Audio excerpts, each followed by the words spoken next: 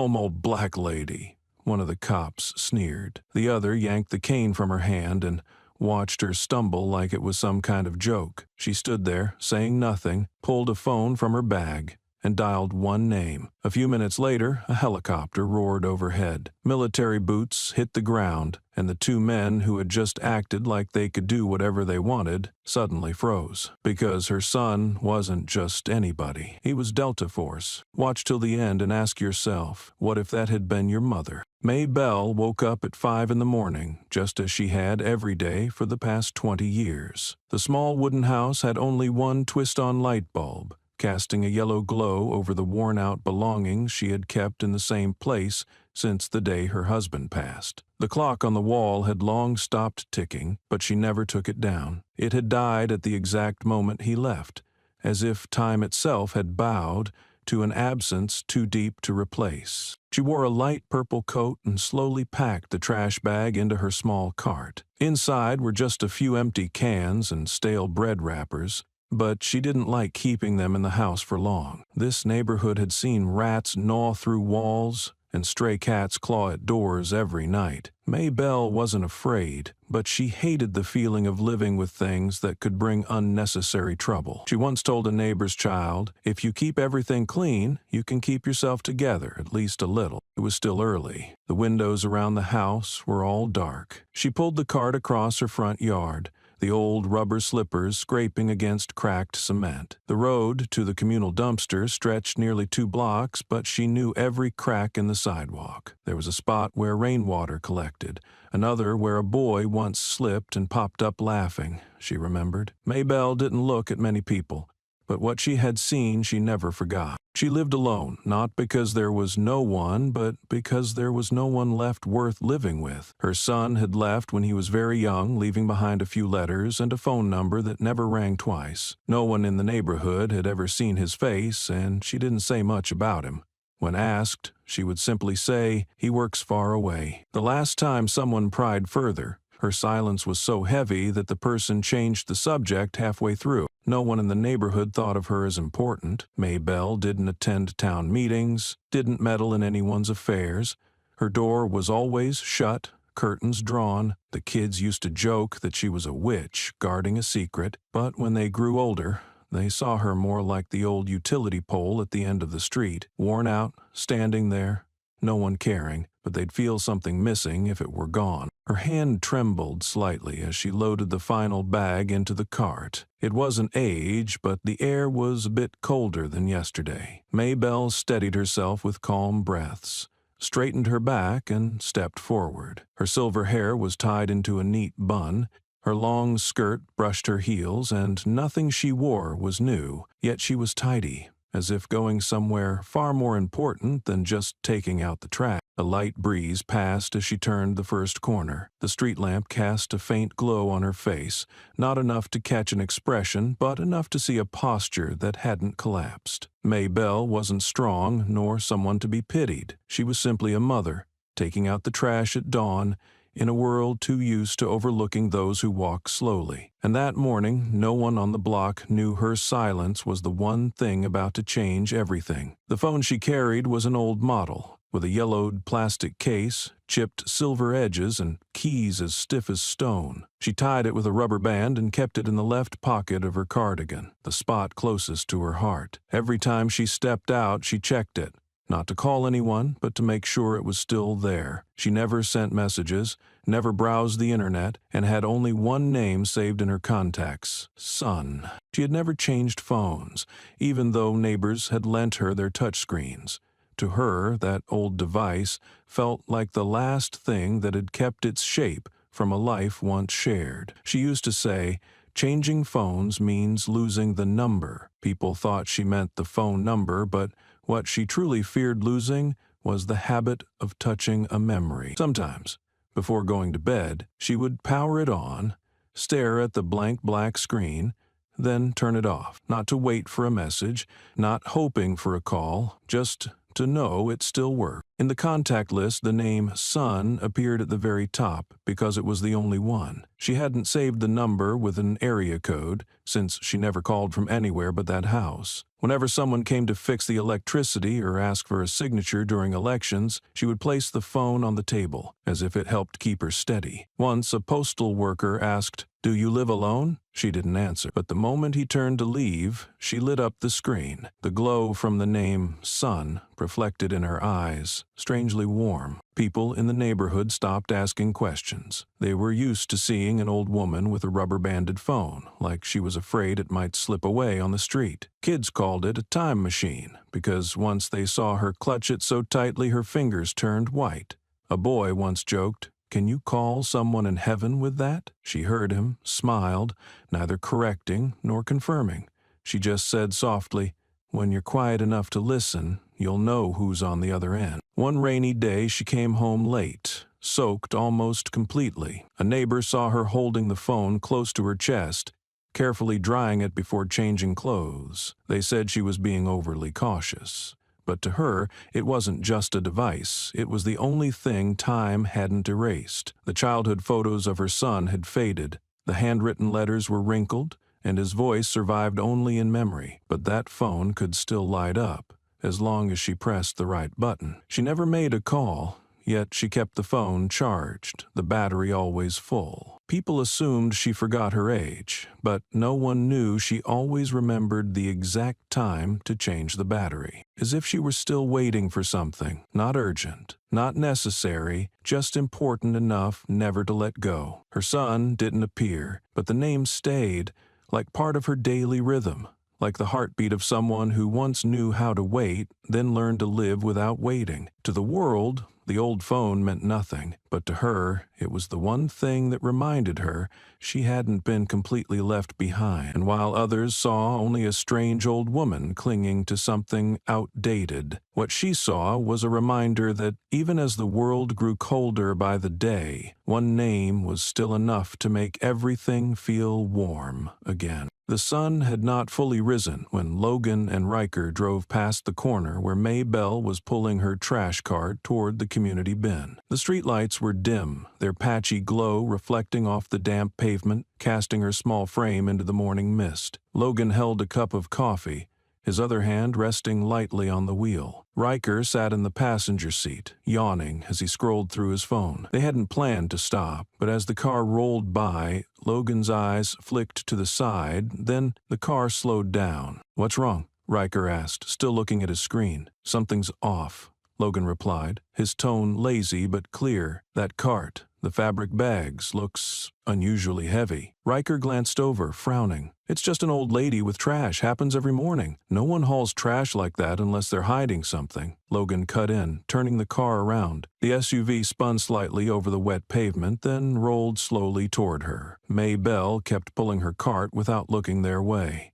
She heard the engine, but didn't turn her head or change her pace. Logan switched on the headlights, shining them directly onto her back. "Ma'am?" he called out, voice louder than usual. "You got something in that cart?" Maybelle stopped, hand still on the cart handle. She turned her head slowly, the light casting half her face in sharp relief, calm, unreadable. "I'm taking out the trash," she said clearly, with no sign of confusion or hesitation. Logan and Riker got out of the car, their movements casual, like they were checking a technical issue on someone's wrongly parked vehicle. "We have the right to search if something looks suspicious," Logan said, his hand hovering near his waist where his gun rested. Riker circled to the back, glancing at the cart. "Lots of bags. You live alone? Why so much trash?" he chuckled, his eyes darting between the fabric sacks and the woman. May Bell kept her hands on the cart. She replied softly, "I've lived a long time. Every day there's something to throw away." Riker laughed, muttering to Logan just loud enough for her to hear. "Probably got a whole thrift shop in there." Logan gave a slight nod and stepped closer. "Can you open it? Just let us take a quick look, to be sure." "Do you have a search warrant?" she asked.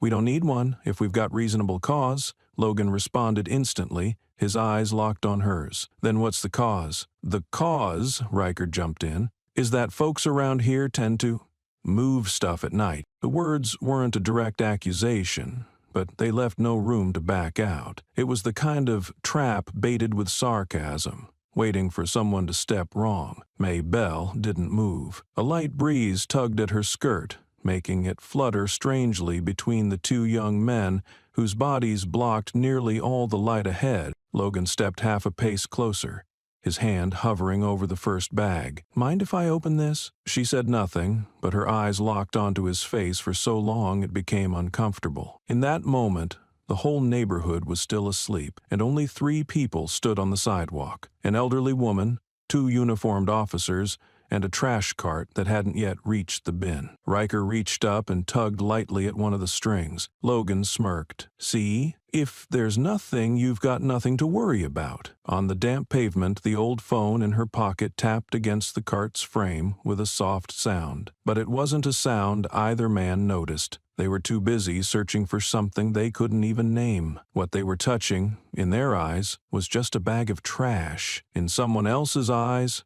it was a person's boundary. In hers, it was the final thread to a life too often misunderstood. Logan grew impatient with her non-compliant silence. His voice dropped, but his movements lost their casual edge. He grabbed Maybell's frail arm, not violently, but with enough force to pull her slightly from the cart. The tug wasn't hard, just sudden. She staggered a little, trying to keep her balance without pulling away. "It'll go faster if you cooperate," Logan said, glancing over at Riker. "Just check it." Riker nodded, reaching into the side pouch of the cart. He pulled out one fabric bag. Inside were an empty milk carton, crumpled newspaper, and a few paper towels bound with a rubber band. "Thought there'd be something," he muttered, then reached for the second bag. His free hand yanked the opening wide, rough and abrupt. Maybell turned and tried to brush Logan's hand away. "I don't allow you to go through my things like this." Her voice wasn't loud, but each word came out clearly,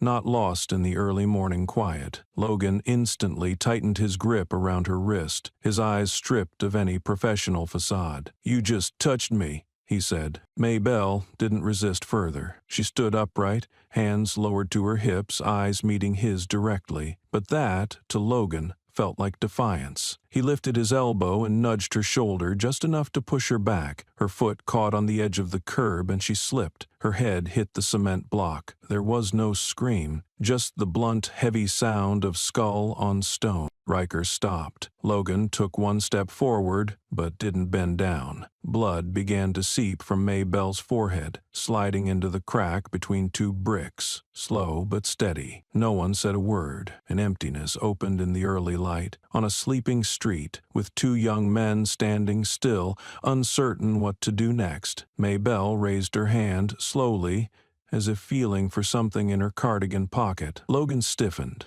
reflexively placing a hand on his gun, eyes locked on her every move. But she didn't pull out anything sharp, no sign of a weapon. It was just an old phone, paint-chipped, screen scratched at the corner. She pulled it from her pocket, wiped one side quickly, then pressed and held the power button. The screen lit up, faint but visible. Neither of the 2 men tried to stop her. They watched as she lay on her side, blood streaking her cheek, her hand still clutching the phone like it was instinct. She looked toward them, her silence dragging the morning air into a hush. The trash cart tilted, one of the fabric bags rolling into the gutter. Its flap fell open, spilling out a few empty tin cans. The wet pavement shimmered, a dark brown where blood mixed with water. Maybell still held the phone, as if the only thing she needed in that moment was for the screen to light up at the right time so she could press once on the only name in her contacts. And then everything else would find its way exactly where it needed to go. At a remote base deep in the desert, marked on civilian maps only as a no-fly zone, the lights had not gone off despite the early morning hour. Rows of monitors lined the walls, casting a cold blue glow,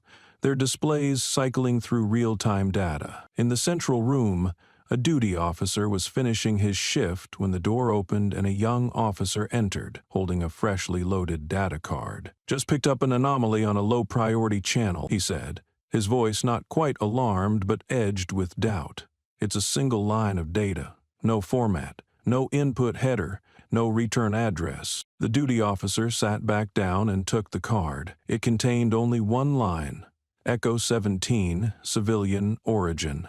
Priority, Delta, leak. There were no coordinates, no emergency code, but it had come through a channel that had been dormant for nearly 3 years. Echo 17? He repeated, eyes fixed on the screen. That protocol was shut down in 2022. Who's still using that code? Unconfirmed, the younger man replied. But it didn't loop, wasn't traceable, and got past the inline firewall. It used a core signature signal, bypassed the main relay. The duty officer paused, then swiveled to another control panel. He inserted the card, entered a string of retrieval codes. A map appeared, strangely bare with no state, no city, only a single glowing point labeled ZB Block 9, civilian area verified. A major at the far end of the room stepped forward. What's going on? Echo 17 has been reactivated. The room stopped, everyone froze for a beat, then moved swiftly to the main console. Echo 17 wasn't a strike order, nor standard emergency protocol. It was an old FACMAT signal, once used in the early days when the unit operated under direct Pentagon oversight, reserved solely for civilian contacts under strategic confidentiality. Source confirmed? The major asked. No, but the base signal matches an identifier that was permanently retired. It can only be initiated from one device, hard-coded with a lock key. Have we identified the device? Civilian-grade GSM, old model, issued under deep cover. Last recorded in the system in the 3rd District, year 2007. Silence returned. Outside, daylight began to break. A lone bird drifted past the antenna array, nearly soundless. Inside, the data kept flowing, cold and precise. The major issued the order, voice firm. Activate tiered protocol. All data from ZB Block 9 is now top priority. No notifications to the upper command. Hold this inside the stealth zone for now. Someone from the rear console stood up. Who do we assign? The duty officer didn't hesitate. Wake him. That signal was meant for him. Seconds later, inside a sealed resting pod, a pulsing red light stirred a man from sleep. There was no alarm sound. Just one line of text glowing in the darkness. Active call, source, Ma Bell. He sat up, put on his jacket, slipped on a necklace engraved with a sequence of recessed numbers, and stepped outside. No one saw him off, and no one needed to. He didn't need directions.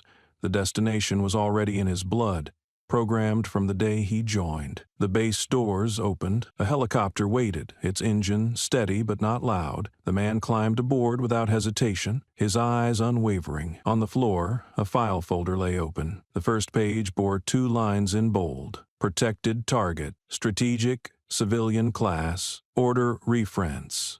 Echo 17, no explanation required. In a secondary control room, where the white lighting remained dim to ease eye strain during long shifts, a group of 5 sat in a quiet row, each wearing wristbands that displayed heart rate and neural activity. Every minute marked by the wall clock triggered an automatic report line in the system. The room was built for people who didn't ask why, only where. The door opened. The major stepped in, carrying a black order tablet, something unused for years. All eyes turned toward him. No one rose. No one spoke. He placed the order on the table and switched on the underlight that illuminated the raised seal. It showed no commander's name, no region code, and no tactical instructions. Only one line. Echo 17 classification. Compliant signal initiated. No explanation. The major looked at each of them. They were the only team in the region with pre-approved clearance for undefined missions. Ones with no map, no timeline for return, and no logistical support from the federal grid. 10 seconds after the light came on, one of them stood. He wasn't old, but his temples were flecked with gray. His movements were neither rushed nor hesitant. He picked up his ID card and scanned it. The machine gave a soft click, and the screen shifted into private mode, displaying one encrypted name, assigned 12 years ago. Did anyone ever tell you about the source of that signal? The major asked. The man answered without looking away from the screen. No need, my mother. No one in the room reacted. They had been trained to understand that in some cases a person could be the reason, and orders didn't come from systems but from the trust in whoever took action. The man turned to the logistics unit, handing over a small folded paper. worn to the edge of tearing. On it were faint pencil lines, an address absent from any current administrative map. "Ready in 7 minutes," he said. "No destructive weaponry, only monitoring and one-way comms. You want to pull comm support?" "No need. This has to be done silently. They won't know we came." The major asked nothing more. He signed off, then closed the door himself as the man left. The others didn't move. They weren't needed. This one was meant for one person, and he was the only one with the right to act for a reason that couldn't be filed. A signal from a mother. The helicopter was switched to non-routed flight mode. Its signal shut off at liftoff. Internal navigation was set to temporary tracking, no data retained. A satellite unit marked the movement manually, not inputting it into the main system. No one was allowed to use the word operation, nor to record cockpit footage. As the man boarded, the flight coordinator asked, "Nothing to confirm on return?" He nodded. His military boots hit the metal floor with a firm thud. His pack had no gun, mission card, or briefing, only a folded handkerchief sealed in a plastic sleeve, the only thing his mother had ever sent him, with a slanted note that read, "Come when what's right needs to be done." The helicopter lifted quietly, blades slicing through a thin layer of clouds. Below, the base returned to its calm rhythm as if nothing had changed. But everyone knew, when a mission begins with a name that's never spoken, what's being protected is no longer just a person, but a boundary that's been crossed. And this time, that boundary looked like a mother who had been shoved to the ground on a sidewalk. That afternoon, Logan and Riker returned to the district patrol station. Both walked in with a sluggish air of men coming off a morning shift, their boots still dusted with dry cement from the sidewalk. Logan dropped into his chair, popped open a soda can, and smirked toward Riker. "I'm guessing she won't step out of her house for at least a week," Riker chuckled, propping his feet on the desk. "With that kind of fall, she's probably down for the day. The way she looked at me, like she was about to eat someone alive. People in that area always think they're the victims." The mood between them was light, as if what had happened was just another checkmark in a patrol log. No report was filed. They didn't think one was needed. This station had overlooked dozens of similar encounters, and no superior had ever circled back. Stories like that drifted off with the sound of sirens, as if already labeled reasonable field response. Not far from there, in a third-floor apartment facing the alley where Mrs. Bell had fallen, and a young office worker sat frozen in front of his computer screen. His name was Devin Moore, an immigrant from Colorado, recently moved for work less than a year ago. He lived quietly, said little, and only opened his curtains when sunlight was needed. But that morning, as usual, before his computer booted and while his coffee was still hot, his home security system had auto-recorded an anomaly at 6:17. The footage showed the elderly woman pulling her trash cart before being stopped by 2 officers. The audio was unclear, but body language and facial expressions needed no translation. At the end of the clip, as Mrs. Bell collapsed, a red streak began to appear on the pavement. No sound came through. Devin's window had been shut, nearly 30 meters away, but the image was enough to keep him awake after watching it a third time. That evening he placed a resignation letter on his manager's desk, with no explanation, no return date. When asked why, he simply said, "I need to leave this place.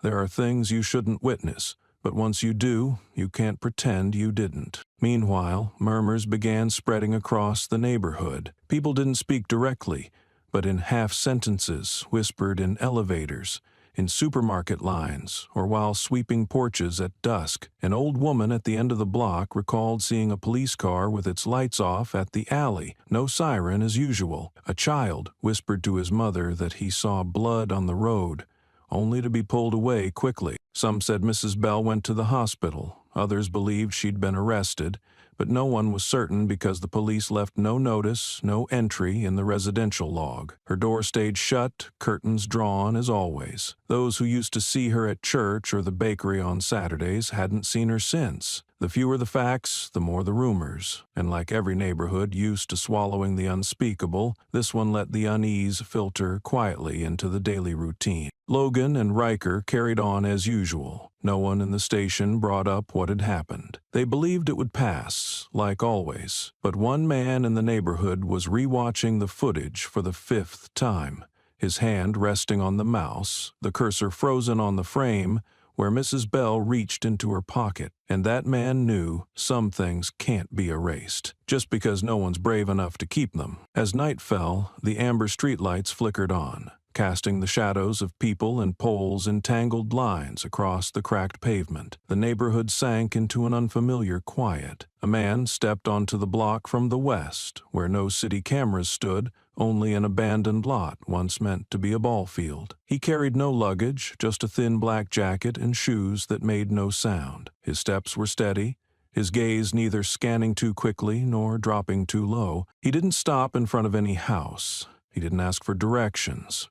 But every step had a purpose. At each turn he lifted his gaze briefly, scanning the utility poles and roof edges for mounted devices, identifying camera types, their rotation angles, and blind spots. Some units, he noted, were broken or aimed at dead corners. Those still active, he logged mentally, matching their coverage to a route that had been mapped in his head the moment he entered the neighborhood. As he passed Mrs. Bell's house, he didn't pause, but his eyes measured the distance from the front door to the fence, from the balcony to the eaves. The left window was cracked, slightly open. A white curtain shifted with the breeze. No lights were on, but a faint glow inside suggested a low-placed night lamp. He didn't approach, only slowed his pace for a beat, then moved on. Across the street, he spotted a utility substation and a fire hydrant, potential staging points for planting equipment or redirecting movement if visibility from the main street became a concern. A makeshift rooftop camera flickered due to faulty wiring, he took note. None of this was written down or stored. It was all encrypted in memory,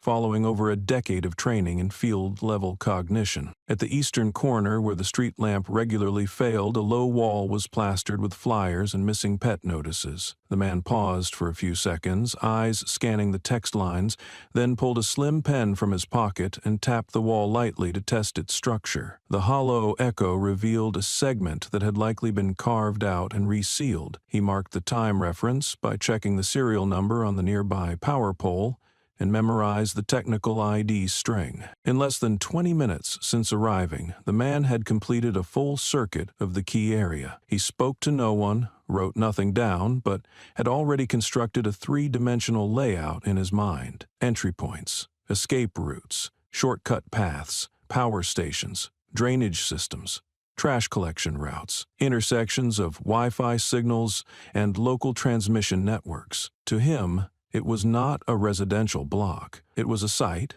an engineered space to be deconstructed layer by layer before engagement. At the end of the street, he stopped behind a faded billboard where the entire access corridor could be viewed.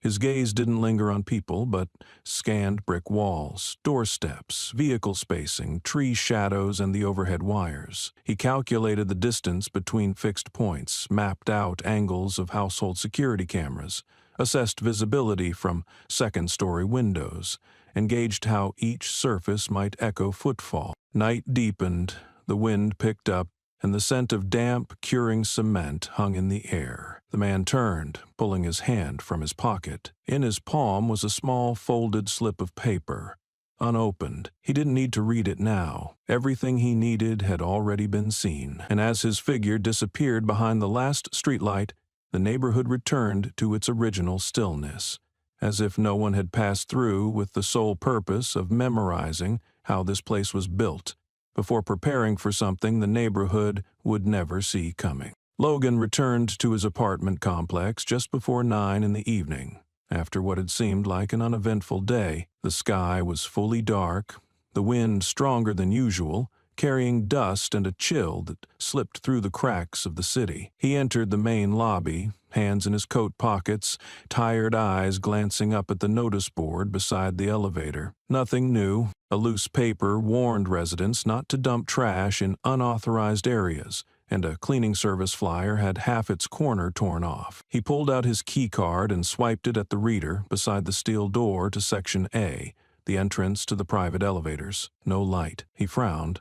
Tried again. Harder. Still no familiar beep. A flicker of confusion passed across Logan's face, but he kept calm. He pulled the card out, examined it. No scratches. The chip intact. He moved to the backup reader near the emergency exit. Same result. No red, no green. Just stillness, as if the system no longer registered his existence. Logan looked up at the security camera in the ceiling corner, something he normally ignored. Now that small lens seemed to rotate more deliberately, tracking his movement with invisible precision. Another resident approached, swiped their card quickly, and the door opened right away. The person stepped in, gave Logan a slight nod, noticing nothing strange. Logan tried to slip in, but the door slammed shut before he could cross. For the first time in years, he stood outside his building, unable to enter. No call to building management would go through. He tried the emergency line for the systems technician. Automated message, number not in service. Finally, he tucked the card back into his wallet and turned to leave, this time with steps less certain. The familiar layers around him were starting to crack from places he couldn't see. At the same moment, Riker was driving toward the lot near the patrol station on 11th Street. As he stopped at a red light, a group of 3 figures in unfamiliar uniforms emerged from the shadows, wearing no police insignia but marked with federal-grade emblems. One raised a hand, signaling him to pull over. "Temporary verification, please cooperate," the man said, his voice calm, lacking any overt threat. Riker frowned. His eyes flicked to the rearview mirror. No patrol car behind him, only a black SUV parked 2 meters away. Its windows coated with reflective film hid the inside completely. "Verification for what? I'm a police officer." He raised his badge. The man didn't look at it, didn't respond. Instead, they opened Riker's door, motioning him out with a firm, wordless gesture. "I haven't done anything wrong. You have a warrant?" Riker's voice began to rise. "This order wasn't issued through civilian channels," the man replied. "We need to confirm access privileges tied to a mobile device associated with an indirect signal at a protocol node." The words made little sense. No direct accusation, but Riker heard the word protocol emphasized. Before he could react, the man's handheld device synced to Riker's vehicle, screen flickering rapidly. No explanation followed. Another member of the group recorded the license plate ID. One stood guard behind the car, blocking full view from the main road. It all took less than 5 minutes. When they left, they gave no names, left no documentation. Riker got back into his car and saw the navigation system had logged itself out. The dashboard clock blinked with a system error, as if it had been remotely rebooted. He started the engine, but his hands on the steering wheel trembled slightly. He had been through countless encounters, searched many suspects, been cursed at, and filmed, but he had never been stopped by a nameless force belonging to no agency that left as if it had never existed. On the way home, his phone displayed a flashing message. "Device no longer linked to internal account. Please verify access privileges." Riker didn't know exactly what he had been cut off from, but one thing was certain: something bigger was watching, and they didn't need to announce themselves when they got close. The next morning, Logan arrived at the station earlier than usual. He passed through the glass doors with his usual composure, but inside his thoughts were restless with unanswered questions. His key card still didn't work at the apartment building the night before. He had slept in his car, seat reclined as far as it could go, his neck aching from the rigid headrest. But more troubling was the strange feeling he got when his face no longer appeared on the building's access verification screen. Inside the station, the atmosphere was unchanged. Printers hummed in the corner, a few scattered conversations, lukewarm coffee in paper cups. But when Logan swiped his card to access his unit computer, the screen flashed. "Account not available. Please contact technical support." He tried 3 times. Nothing changed. "System glitch," he told a nearby colleague, keeping his voice steady. The other didn't look at him, just shrugged. "Mine works fine." Logan called the tech department. No one answered. He left a message. An hour later, no one had returned the call. Around that time, Riker arrived, later than usual. His face was pale, the fatigue under his eyes visible beneath his cap. He didn't speak as he passed Logan, but the glance they exchanged was enough to confirm they shared the same cold uncertainty, as if slipping from a world they used to know. "I got stopped last night," Riker said quietly beside the coffee machine. "Not police, not federal, not military. I don't know who they were." Logan didn't reply. He was looking out toward the parking lot where his SUV sat in its usual corner. A member of internal security was taking notes on license plates, something only done during internal investigations or emergency redeployments. The man's movements were deliberate, never looking up as if acting on specific orders. They returned to their desks. Logan opened his inbox to find his archived emails missing. Private folders had their permissions reset, despite him being the creator. A weekly form was marked "not eligible for processing." When he asked records staff, the reply was a simple shake of the head and, "I think you need to reconfirm your system role." For Riker, things were even stranger. When trying to submit a report, the software demanded a fingerprint login, something he hadn't needed in nearly 6 months. After 3 failed attempts, the system locked. A red icon appeared. "Temporary authentication access. Suspended for security reasons." "Feels like I'm being erased," Riker whispered when they crossed paths in the storage room. Logan just nodded. No one said it aloud, but both knew this wasn't a technical error.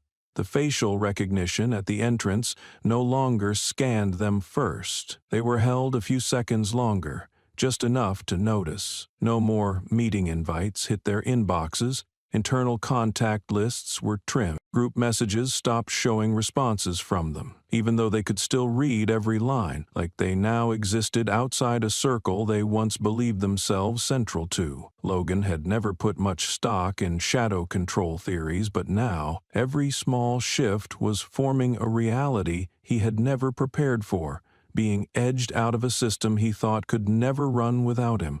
And the most unsettling part wasn't a shout, a suspension, or a disciplinary file. It was the silence. Coordinated, precise, intentional silence. That night, as Logan drove away from the station, he noticed the main gate camera rotate slightly in his direction, despite no manual control command being issued. A small movement, but enough for him to know they were watching. And it seemed, layer by layer, line by line, trace by trace, the familiar pieces of their lives were being stripped away, until nothing remained to hold on to but the creeping weight of not knowing why. The white ceiling light flickered softly through her thin eyelids as Maybelle opened her eyes. The air carried a faint scent of antiseptic, the hush of rubber soles gliding across the floor, and the metallic clink of tools against a tray echoed faintly from the hallway. She knew she was in a hospital. The slow pulse of fluid entering her left arm, paired with the steady beep of a monitor beside the bed, was unmistakable. A middle-aged doctor entered, holding a chart, scanned the vitals, then stepped closer. He didn't ask her name, nor confirm any emergency contact. His voice was calm and neutral, as if prepared for patients who might not want to speak. "The fall split the skin on your forehead and caused minor swelling at the cheekbone. Fortunately, there's no cranial trauma," he said. "Would you like to notify the police to clarify what happened?" Maybelle looked at him for several seconds without responding. Her face remained nearly still, her gaze aimed at the small window near the end of the room. The sunlight hadn't yet reached the ledge, but a soft golden glow filtered through the curtain, a gentle reminder that the day had begun, even if, for her, everything still lingered at that cold stretch of pavement. She turned back, not needing long to decide. "I don't need the police," she said plainly. Not angry, not shaken, just a clear refusal, leaving no space for pity or argument. The doctor made a note and nodded slightly. He understood that kind of refusal, not because nothing had happened, but because some people had lived long enough to know that what repeats often eventually outlives explanation. A while later, after the doctor left, a young nurse entered to check the IV. She carried the usual polite smile, along with a tablet marked by the patient's barcode. But what caught her attention wasn't the vitals. It was the old phone lying beside Maybelle, resting on the bed, screen still lit. She glanced at it. no password. The interface was so basic that it made those raised on touchscreens pause to decipher its use. But it wasn't the interface that stood out. It was the message in the center of the screen, sent not long ago. Son. Just one word. No punctuation, no follow-up, no reply. The nurse set her stethoscope down and looked toward May Bell.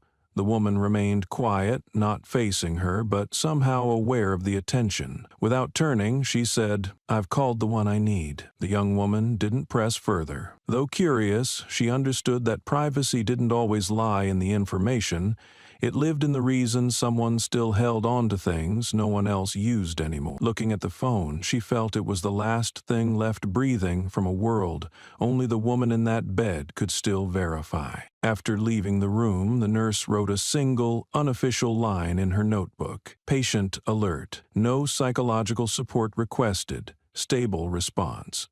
But the eyes, not those of someone needing help, more like someone waiting. Hours later, during shift change, she glanced back at the door to room 112 before stepping off the hall. The door was closed, the curtain drawn, but a sliver of light still glowed from underneath. And inside, the old phone remained in place, like the only switch that had been flipped at the right time, and no one on the outside could guess what might be waiting to answer. In the hospital's coordination room, where the security screens were divided into dozens of small panels monitoring every corner inside and out, the night shift proceeded without incident. The internal security officer sat at the desk, his eyes slowly tiring as streams of movement data scrolled by. Among the faces passing across the screens were elderly patients being wheeled on stretchers, nurses changing shifts, and a delivery worker waiting for a signature in the main lobby. No one appeared suspicious. No one was flagged for special surveillance. Room 112, where Maybelle lay, was covered by a blind spot camera just outside the hallway, unable to capture the interior, but sufficient to log any irregular entries or exits. The first hours after her admission remained entirely quiet. No family visited, no phone calls came in, and no one inquired at the front desk. The nurse who had cared for her earlier reported, "Maybe she lives alone, no relatives." That statement stayed within the internal system as a kind of default. Elderly patients without kin were not unusual. Many didn't even have the correct name on file, having lived off the grid so long that no one quite remembered where they belonged. And Maybelle, with her outdated phone, calm voice, and eyes that asked for nothing, made people believe she was one of them. But elsewhere in the city, about 3 blocks from the hospital, an old office building, abandoned 5 years ago, appeared on the feed of a quiet civilian camera. This system wasn't owned by the hospital, nor by the city. It was a signal relay station hidden inside an old electrical casing. A separate transmission was sending real-time images to a single handheld device. No data storage, no broadcast, just a display that wiped clean after 3 minutes. On the small screen, a man's silhouette appeared at the edge of view. He stood on the 3rd floor of the vacant building, behind a dusty window, leaning against a column, eyes fixed on the hospital. His posture did not suggest guarding or searching. He did not move, did not look around, and used no recording device. All he did was observe, with the precision and calm of someone accustomed to living along the edges of systems that regular people never touch. The glow of the streetlight reflected faintly against the window, enough to outline one side of his jaw and a set of features that would be hard to confuse. Beneath the black coat, his shirt was buttoned fully, no badges, no symbols, nothing visible, but anyone observant would note from his stance, his gaze, and the position he chose, this was not a drifter, and not someone there by accident. He hadn't come to check in. He didn't need to appear at a front desk or write his name in a log. His only task was to confirm that she was still breathing, still within a space he could oversee, and that no one touched her without passing through his line of sight. An ambulance siren echoed in the distance, then swept past the hospital gates without stopping. The man remained still. As the headlights vanished down the block, he lowered his head slightly and pulled a small device from his pocket. The screen displayed a steady, pulsing signal. He tapped a button beside it. The signal stopped. Status confirmed. No one needed to know who he was. No verification was required from the hospital. But ever since the message, "Son," was sent, Maybelle's world had ceased to be as empty as people assumed. Someone was watching, not from emotional distance, but from a different plane of presence, where every signal had a receiver, and every silence had someone listening. When the clock turned to 1 in the morning, the man stepped out of frame, disappearing as swiftly as he had appeared. But the signal relay remained active. The system kept running, awaiting the next sweep cycle. And from the room where Maybelle slept quietly, no one inside knew that out there,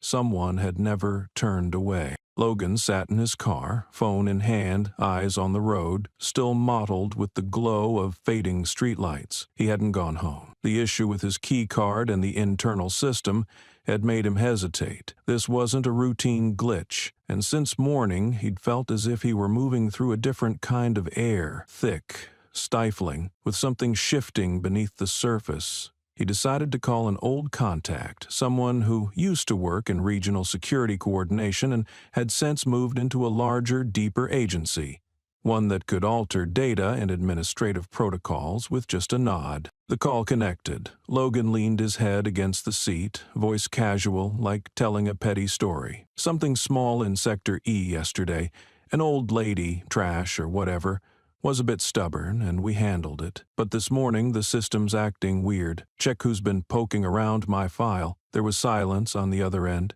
The man didn't reply right away. Logan kept talking, tone still flippant. You know how it is, these internal complaint forms. If we don't shut them down early, next thing they're all over social media. And if there's a clip, then what's her name? The voice cut in, suddenly lower. Logan blinked, slightly thrown, but answered, trying to sound unbothered. Just Maybelle something. No big record, probably off-grid. You know the type. Old, poor, black. Just check it for me. This time the silence stretched. Then the voice dropped another octave. Dry, almost breaking. What name did you just say? Logan frowned, confused. Maybelle, why? A sharp breath came through, followed by a scrambling sound like someone standing too fast. Headset cable dragging. Maybe a glass hitting the desk. The voice returned, raised now. Who the hell did you mess with? What the hell's going on? Logan snapped.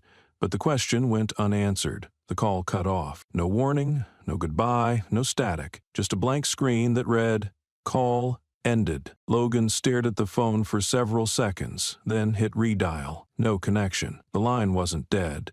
No voicemail, just no answer. Something that had never happened with that contact. He leaned back, jaw tense, eyes fixed on the space in front of him. Each radio made his heart beat a little faster. At first, he told himself it was a coincidence, but the tightness in his chest began rising like instinct, a crude survival sense honed over years on the job, reminding him that when someone you counted on turns away, it's not because they changed, it's because you stepped too close to something untouchable. He glanced around. The car was parked near an intersection, a traffic camera mounted high on a pole nearby. For a moment, he wondered who that camera was working for. He was no longer sure whether his image, framed in the window, was still being stored like any other day, or had already been deleted, or worse, was now being mirrored by a system he couldn't name. Logan lowered the window, letting the air hit his hand, trying to reclaim the feeling of an ordinary evening. But the breeze was colder than he remembered. It didn't carry the scent of the city. It felt foreign, like someone was standing right behind him,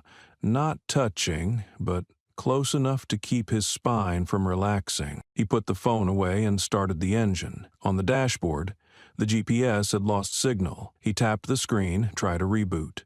Still no route displayed. The map was blank. No location, no direction. Once again, everything reset. Clean. No trace, no data. And for the first time in years, Logan wasn't sure where he was driving. But he knew the one thing he could not do was stop. Because of that silence, that question, and that severed call. They weren't warnings. They were declarations, and what he'd thought was just an old woman living alone had just pulled his entire world into a level of control he didn't have a name for. Around 8 in the evening, the regional patrol station received an unusual summons from the Federal Office of Executive Coordination. The order did not pass through the city police department, nor was it sent as an emergency alert. It arrived via an encrypted internal channel, directed to a message inbox that most personnel no longer remembered the password for. The contents of the order were brief, without explanation, and the first line read, "Unit Audit Special Directive, Anti-Trace Non-System Exposure." The unit commander received the order, printed a hard copy, and placed it at the center of the main briefing table. The room grew strangely quiet,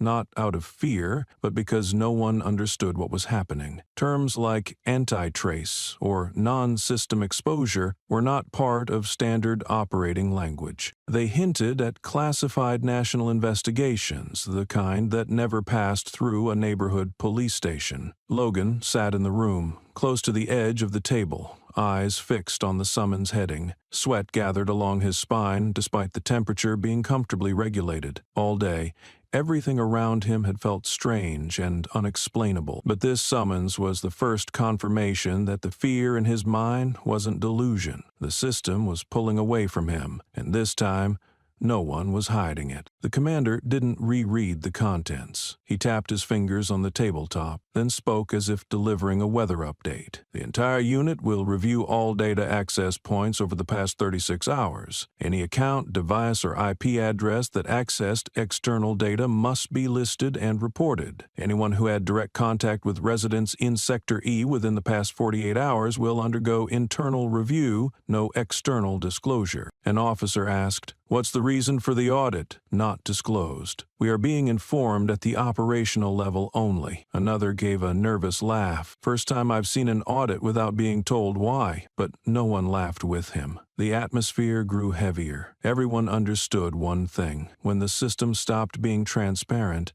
every move could become a trap. And this time, the trap was closing in from above, not from the public or the press like before. Logan felt his hands beginning to shake. He tried to hide it by folding his arms, squeezing his wrist with the other hand. Each line of the audit order felt like a knock on a door he had believed shut, now swinging open from the inside, not the outside. He thought about the phone call that afternoon.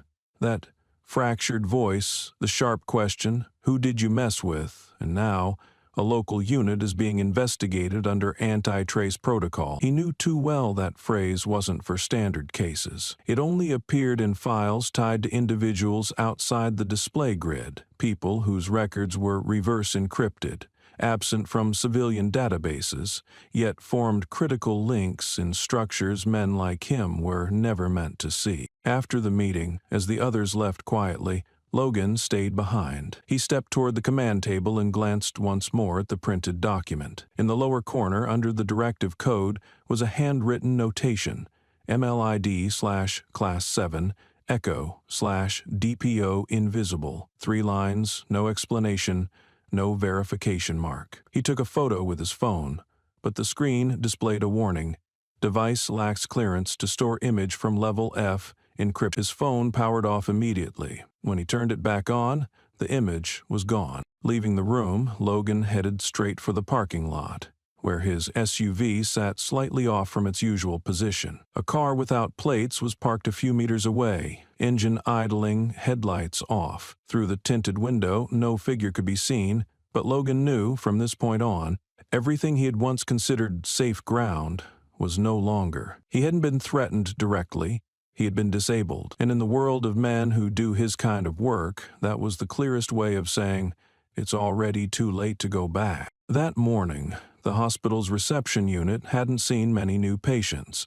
A few elderly individuals arrived for scheduled checkups, and the security staff at the entrance checked IDs as part of the usual procedure. The hallway was still sparse, the scent of disinfectant mixing with the smell of coffee from the automatic machine, creating an atmosphere half alert, half dazed. The man appeared just as the shift had changed. He entered without making any notable sound. No initial impression that would draw attention from a passing glance. Dark clothes, tall frame, squared shoulders, firm steps, but no urgency. He carried no bag, wore no badge, and didn't give a name. At the reception desk, he placed a folded card on the counter, No logo, no photo, just a faint line printed across the top, Department of Defense, Internal Authorization. Below it was a sheet of paper, folded once and laminated, with no official seals or emblems. The only striking detail was a string of symbols tucked into the lower corner, BDDFC-1. The young receptionist picked it up, intending to ask for the visitor's name, but when her eyes met the code, her expression shifted immediately, not because she understood it, but because she had been trained not to ask when seeing documents like this. She pressed the internal call button, bypassing standard protocol. 1 minute later, the hospital's head of security arrived. "What do you need from us?" the man asked, eyes measuring. The visitor didn't respond directly. He simply placed a finger over the code, then glanced at the hospital directory mounted on the wall, the one highlighting special care units. "Room 112, he said. "I'll be inside for 5 minutes, no notification required." The head of security wasn't inexperienced. He had handled hundreds of special access requests from law enforcement and federal agencies, but never had he seen paperwork without stamps, without departmental logos, presented by someone requesting direct access to a patient wing, without offering a name. He considered calling the district police chief to confirm the security level, but before he could dial, his phone rang. The screen displayed a string of internal codes from the city's secure communications grid. On the other end was not a subordinate, but a liaison officer from the Department of Homeland Security who spoke curtly. "If anyone presents code BDFC1, do not interfere." No logs, no questions, no explanation. The district police chief, who had just arrived at the hospital to assist with the situation since the previous afternoon, hesitated when informed. He had never encountered anyone in the civilian registry linked directly to the Pentagon who wasn't on a known watch list. This method of operation signaled a category beyond local jurisdiction, where every action left no trace. He stepped into the lobby and saw the man standing with his back turned, gazing at the inpatient directory. That posture made the chief pause. It wasn't threatening, nor did it project power. It resembled a marker placed deliberately, upright, still, untouchable. "We'll assist if you need anything else," the police chief said. He didn't extend his hand, didn't ask for a name. The man nodded slightly. Then he reached into his inner pocket and handed over a small note, handwritten in pencil. "I only need 5 minutes. No cameras, no noise." The note was passed to the receptionist. Immediately after, all hallway cameras in the northern wing were shut off for scheduled maintenance. Medical staff were reassigned to the opposite wing. No one was told to mention the decision in their end-of-day reports. The man entered the hallway, heading toward room 112, where Mrs. Bell remained in stable condition. He needed no escort. The map was already memorized.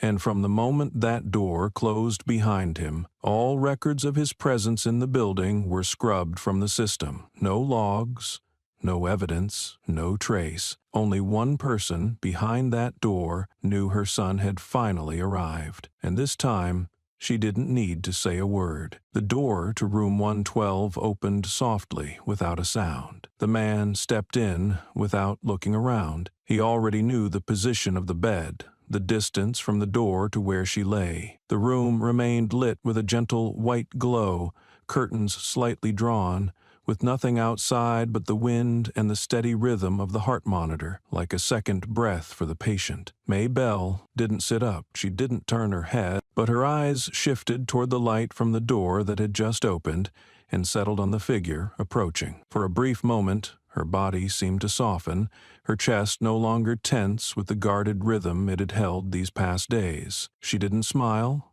She didn't cry. There was only the slow gaze of someone who had waited so long they no longer expected anything, yet still left a small door open for what they believed might come. The son moved beside the bed. He didn't pull up a chair. He didn't bend down. He didn't ask if she was okay or why she hadn't called sooner. He simply stood there, letting the light from the medical equipment trace the angle of his jaw and cheekbone, and placed his hand on her shoulder, a gesture neither forceful nor rushed, but carrying enough weight to erase the distance of all the years he had not been there. May Bell still didn't turn her head. She only leaned slightly, just enough into that hand as if to say she was still here, and she knew. All the years of silence, the nights spent checking a phone just to see if it still worked, the unsent messages, everything seemed to converge into a single moment, whole without needing a word. They stayed like that for several minutes. No one else was in the room, the cameras had been shut off, the signal disabled. All staff had been diverted from the wing as if the entire hospital had been quietly cleared to make space for an unrecorded, wordless reunion. The son didn't stay long. He withdrew his hand, stepped back, and looked at his mother one final time. Not to say goodbye, not to confirm anything. It was the look of a man who had completed a task no one else would understand. Not protection, not caregiving, but confirmation that she was still intact, in the way she had chosen to be. He walked out without making a sound of footsteps. The door closed behind him so quietly that those in the hallway couldn't tell if he had left.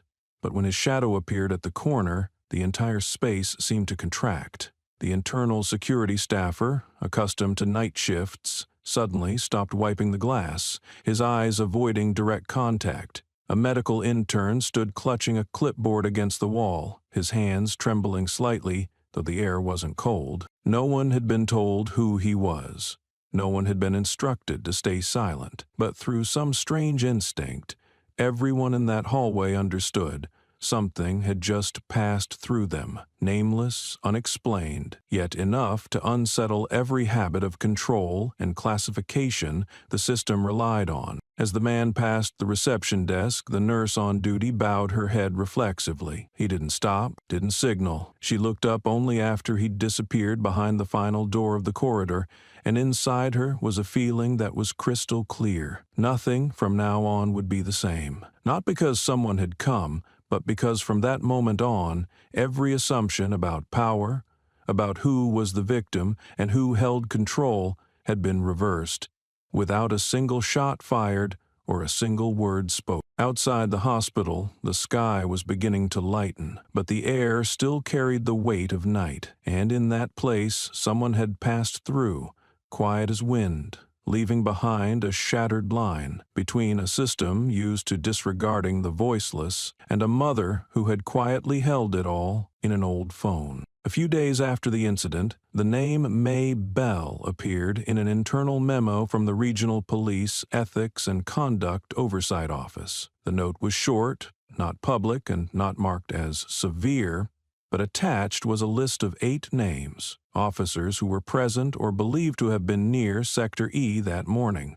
Among them was Marcus Hale, a young officer recently transferred to the station less than 6 months prior. He had not been directly involved in the incident, but GPS tracking from his assigned device showed he had stood less than 40 meters from the location where Mrs. Bell fell. There was no evidence he had participated. No footage showed him approaching, but under a recently activated system, non-intervention also now qualified for review, especially when the victim was an elderly civilian and the suspects were internal. Marcus was summoned to the inspector's office that afternoon. He sat in a small, soundproofed room, a recorder placed in the center of the table, with 2 plainclothes officials seated across from him. They did not introduce themselves. The first question was not accusatory. "Were you near the scene that morning?" Marcus nodded. He looked straight ahead, not avoiding the question, though his eyes looked tired. He was not yet 30, his face still smooth, but his features already bore the hesitance of someone who had seen more than they should have, without yet learning how to face it. "Did you hear the argument?" "Yes." "Did you see her being pushed down?" Marcus hesitated. For the first time he looked down, hands intertwined beneath the table. After a moment he replied, "I saw it. When she hit the ground, I knew it had gone too far." The interrogator didn't take notes, simply waited a few seconds before asking, "Why didn't you step in? Didn't intervene? Didn't report it?" Marcus exhaled. For the first time during the session, he leaned back against the chair, his eyes slipping away from direct contact. His voice was lower now, almost as if he was speaking to himself. "I was scared," he said. "I was scared of both sides." The officials did not react. That answer might make sense to those who had worked the job, but it was not easily excused within the bounds of conduct review. Still, They let Marcus continue. I didn't know who was right, and I knew if I stepped in, I would become part of it. There's no middle ground for someone like me, not seasoned, not outspoken, no one backing me. I felt stuck. I thought, if I didn't participate, I wasn't to blame. He paused, then added slower. But after seeing her on the ground, blood spreading, I realized that silence was a choice too. The room went quiet. No one interrupted. No one showed agreement, and no one expressed reproach. The recorder kept rolling. One of the two interviewers nodded once, then closed the session with a single question. If you could do it again, would you act differently? Marcus didn't answer right away, but when he looked up again, there was something in his eyes no longer scattered. He nodded slightly, almost inaudibly. Yes, I wouldn't walk away like I had. The interview ended with no formal disciplinary action, but Marcus's name was moved to the reactive ethics retraining list. He wasn't fired, he wasn't demoted, but starting that day, he was reassigned to patrol shifts covering schools, community centers, and neighborhoods with higher complaint rates. Someone in the oversight room had written a line in the incident summary. Not part of the standard form, but it was kept in the record. He's the kind of man who could change if taught how to stand still, instead of only being taught how to step aside. And from that moment, Marcus understood that fear hadn't stripped him of his identity, but silence, if continued, would erase him from belonging to any system at all. Not a police officer, not a civilian. Just someone stuck in between, belonging nowhere, and no one expecting anything from him anymore. The transcript of Marcus Hale's interview was not included in any public reports. It never made the news, wasn't shared with the press, and didn't circulate on social media like so many other cases. Yet that seemingly quiet exchange was tagged in the internal system with a unique designation, A72/Hale#response/indoc shift. The file was later transferred to the State Executive Training Reform Council, a body rarely mentioned, but one that determines the training curricula for the entire force in the region. The reason the recording was reviewed had nothing to do with Marcus being notable, and the interrogation contained no shocking revelations. What made the transcript transformative was precisely its ordinariness. A man who hadn't instigated, hadn't used force, hadn't committed a clear violation, yet allowed his silence to give space for wrong to proceed. During an internal session that lasted nearly 6 hours, the behavioral review team dissected his testimony. They paused at 3 of his sentences, especially the final one. I thought, if I didn't get involved, I wasn't at fault. But after I saw her on the ground with blood spreading, I realized that silence was also choosing a side. A senior advisor rose from his chair, walked quietly around the table, then said, "Fault doesn't only come from the one who acts. It also comes from the way the system teaches the rest to protect themselves through indifference." That statement was quoted verbatim in the formal recommendation to revise the training framework. Less than a month later, a draft was approved under the name Program for Active Intervention and Ethical Decision-Making. It opened with Marcus's own words, printed in bold at the top of the document, serving as a foundation for everything that followed. Not to criticize him, but to show a silent officer isn't an anomaly. He is the reflection of a training model too used to teaching obedience, while forgetting to teach how to discern right from wrong in the moments when no one is giving orders. In the new program, scenario simulations were redesigned. Instead of focusing on confrontations with disruptive individuals, the scenarios shifted to testing the reactions of those standing nearby, those with the authority to step in, but not the obligation. Every decision to walk away would now be considered an action choice, factored into performance evaluation. Ethics assessments were rewritten to require officers to face situations where the violator was a fellow officer, something rarely addressed in previous training materials. Marcus's name never appeared in any press release, but his testimony became the opening page of a large-scale reform initiative. At the entrance of new police academies, a quote now hangs on the main bulletin board. "If the good stay silent, then what's right becomes no different from what's wrong.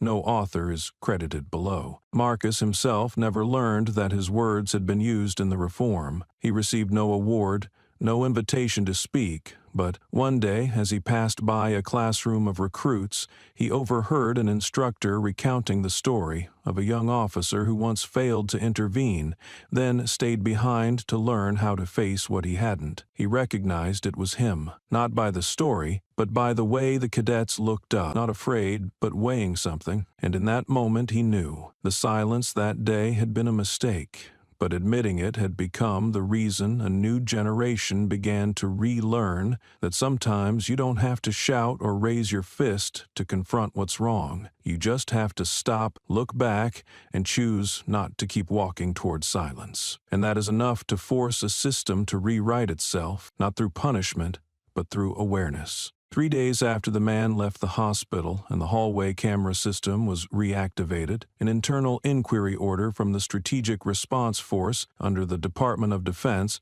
was delivered directly to the State Security Office, marked with absolute priority. The order was brief, but enough to make the entire legal department suspend all ongoing cases. The opening line stated clearly, "Immediate review required of all municipal, operational, and federal data related to civilian May Bell, tracking code K21/binary low." The term binary low referred to an internal classification used for civilian targets not under continuous observation, but who may gain access to or be affected by incidents involving assets of strategic protection level. As soon as the order was activated, a behavioral analytics system under the Department of Homeland Security went online. No meetings were called, no lights turned on in boardrooms.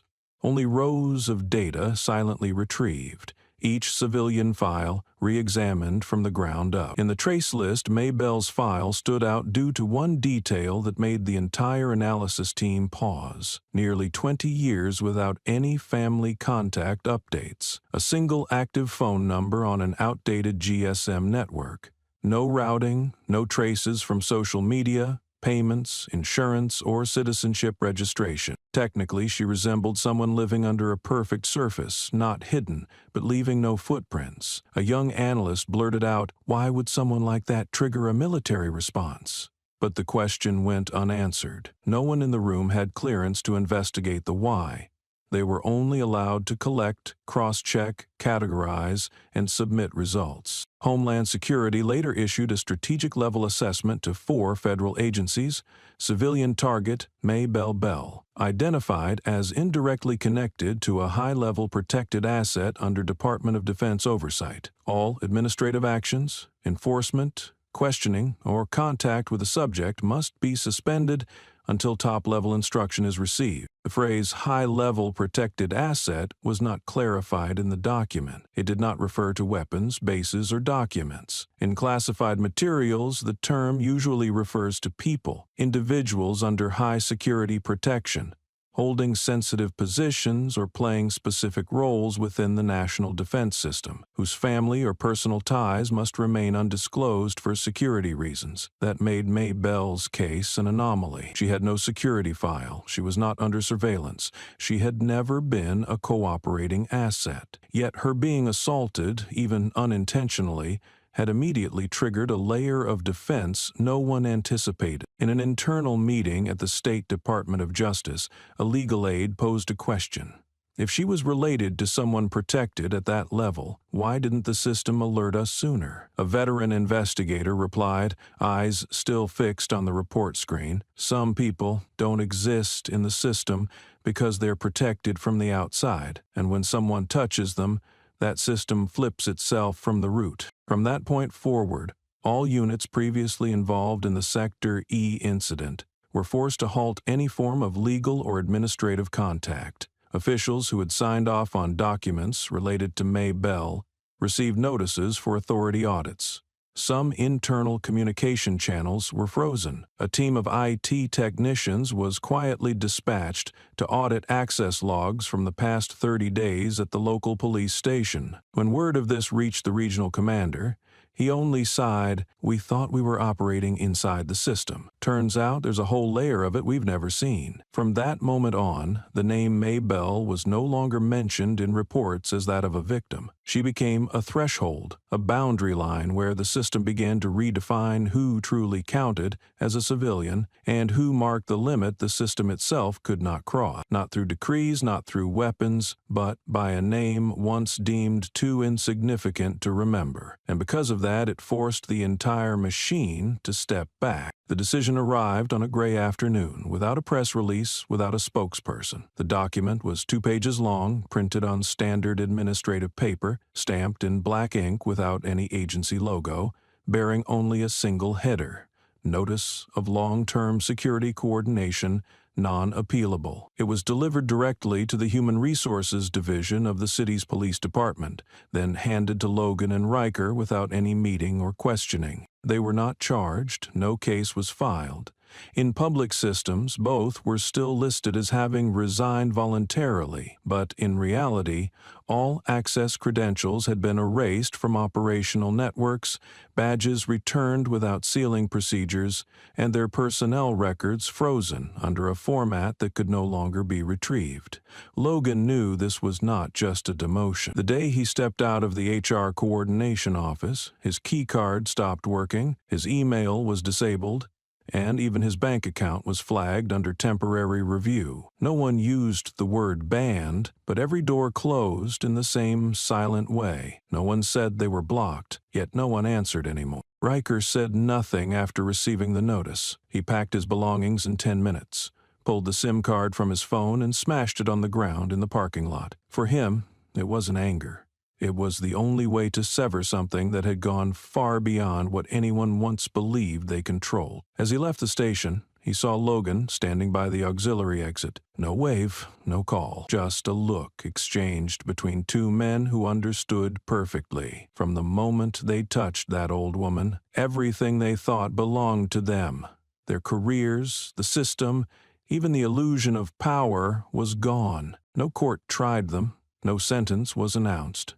But this form of judgment was harsher than any legal verdict they had ever known. It didn't imprison them, didn't bind them in chains, but expelled them from the lawful perimeter of the system. They were no longer eligible for summons, not qualified for private security consulting, and even the documents once bearing their names were altered to unverified identified. They no longer belonged to the force, not through a verdict, but through quiet and absolute erasure. Meanwhile, on the other side of the city, the hospital where May Bell had stayed returned to its usual rhythm. No one mentioned the man who entered and left in only a few minutes. Room 112 had been cleared, the nameplate replaced with a new patient code, and the new staff received no notes about the days she had stayed there. The nurse who had seen the old phone had transferred to another department, said nothing to her replacement, but still found herself looking more carefully at patients who arrived alone. From the internal signal network, the man never reappeared. All devices tied to the Echo 17 code were completely disconnected from the tactical system. Login records from the base were marked as mission completed,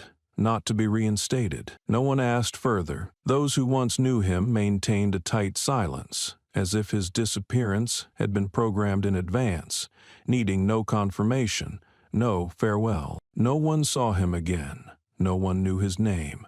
No place recorded his image. Not even the hospital's facial recognition system retained his template. He was spoken of like a shadow that passed through, bending the axis of a machinery once believed unshakable, then vanished, leaving behind collapse without the sound of gunfire, without a drop of blood spilled. But the consequences remained. They were present in how internal meetings became quieter, in the cautious gaze of new officers when facing elderly citizens, and in how files were now reviewed with an added layer of ethical screening before the final stamp. May Bell's name was not printed on any headers, but it lingered beneath every change, like a signal no one dared let repeat. And so ended the climax. not with chaos or fierce pursuit, but with something weightier, an old order hollowed out, leaving a void that made even those who once dismissed it take a second look. Because some people don't need to remain present to force a system to change. They only need one reason, at the exact moment when no one else dares to hold on to what is right. That morning, May Bell returned home in silence. A silver-gray car without license plates had been parked outside the alley. The driver didn't ask her name, didn't make conversation. They simply opened the door for her to step in, waited for her to adjust her coat, and then drove off. Throughout the ride, no radio played, no one checked any documents. That journey was never recorded in any news bulletin or medical file. When the car stopped in front of the small house at the end of the street, she stepped out without needing help. Her hand still held an old black cloth bag, carrying a few hospital items wrapped neatly, along with the old phone that had been turned off since the day before. Everything around remained unchanged. The maple tree by the porch had begun shedding early, and a few tiles on the walkway were still chipped in places she had meant to fix. No one waited at the door. No eyes followed her. But on the front step there was a small parcel wrapped in brown parchment, tied with twine. She stood still for a moment, eyes resting on the box, as if it had not come unexpectedly. Then she bent down, picked it up, and stepped inside. The door closed without a sound, as though padded by an extra layer of time between two worlds. One where the city kept moving as if nothing had happened, and one filled with the heavy quiet of a house she had lived in alone for over 20 years. Inside, everything remained in place.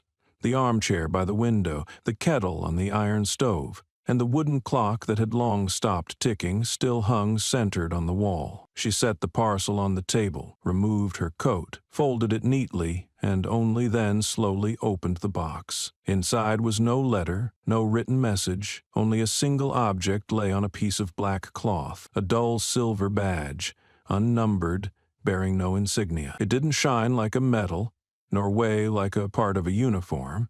It was small, fit in the palm of her hand, its edge slightly worn, with faint etchings, as if rubbed over many times. She lifted it, turned it gently in her fingers. Her thumb traced the scratches along its rim. No expression, no questions, no need for explanation. The badge sat there as if it had always belonged, as if someone had simply returned what had never been properly given. She wrapped it back in the cloth, placed it in the bottom drawer of the wooden cabinet by the window, a drawer she had kept locked since her husband died. The key had been hidden behind a picture frame face down, where no one ever looked. Once stored, she returned to the table, pulled the old phone from her coat pocket, removed its battery with practiced motion, and placed each piece into a small metal box lined with fabric. That box was set deep in the kitchen cabinet, a place only touched when the house was being cleared. Then she locked the drawers, bolted the door, and drew the curtains. Soft rays filtered through the fabric, casting scattered light across the wooden floor. May Bell stood in the middle of the room for a moment, then walked into the back, as if everything that had happened was merely a fragment of a long dream from which she had now awakened. No one knocked on the door for days after.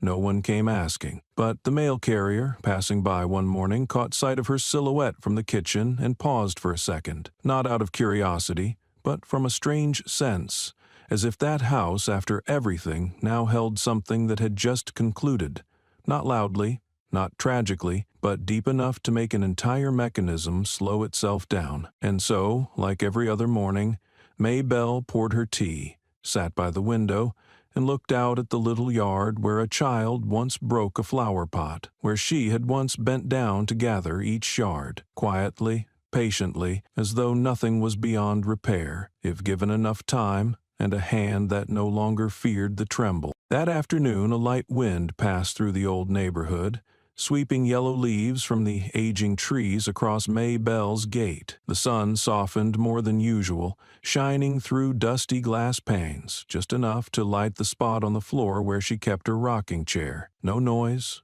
no traffic, and the fading walls remained as they were, part of a place where time moved slower than the rest of the city. He was sitting at the table, holding an old book with frayed edges, not quite reading, but rather keeping pace with the rhythm of an ordinary day. At that moment, there was a knock at the door. 3 clear taps, neither forceful nor hesitant. She looked up without rushing, set the book down, and stood to answer. At the door stood a boy around 8 or 9 years old, curly-haired and wearing a slightly oversized jacket, his face familiar from the neighborhood, but not one she had ever spoken to. His hand still held the soft shape of a fist, as if uncertain whether what he was about to say would be appropriate. "Are you okay?" he asked, his voice honest but tinged with concern. Maybe he had overheard the adults say something, or perhaps he had seen her being taken away by ambulance early that morning, a few days back. Maybelle looked at him for a moment, her eyes neither judging nor suspicious. Then she smiled, slow and gentle, just enough to suggest everything was still within control. "Okay, enough not to answer what doesn't need asking," she replied, her voice light but steady. The boy blinked, nodding as if grasping something important, even if he didn't fully understand it. Then he bowed slightly and walked away, his shoes rustling across the layer of fallen leaves. Maybelle watched him go, not stepping past the threshold, but in her still posture there was something that had quietly closed, not the door, but a chapter of memory, finally told. That same evening, in a patch of woodland over 30 miles outside the city, a helicopter rested on bare earth and gravel. The engine was still warm when a man in a dark coat approached. He carried no luggage, wore no name tag. His handheld radio clicked to life just as a voice on the other end asked, "Target status?" He looked out toward the faint city lights rising along the horizon and answered plainly, "Target no longer requires protection.